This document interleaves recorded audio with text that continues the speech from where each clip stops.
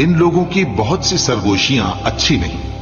ہاں، اس شخص کی سرگوشی اچھی ہو سکتی ہے جو خیرات یا نیک بات یا لوگوں میں صلح کرنے کو کہے، اور جو ایسے کام اللہ کی خوشنودی حاصل کرنے کے لیے کرے گا تو ہم اس کو بڑا ثواب دیں گے۔ اور جو شخص سیدھا رستہ معلوم ہونے کے بعد پیغمبر کی مخالفت کرے اور مومنوں کے رستے کے سوا کسی اور رستے پر چلے تو جدھر وہ چلتا ہے ہم اسے ادھر ہی چلا دیں گے، اور قیامت کے دن اسے جہنم میں داخل کریں گے، اور وہ بری جگہ ہے۔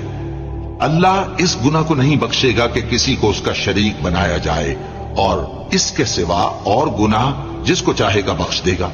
اور جس نے اللہ کے ساتھ شریک بنایا تو بے شک وہ رستے سے دور جا پڑا۔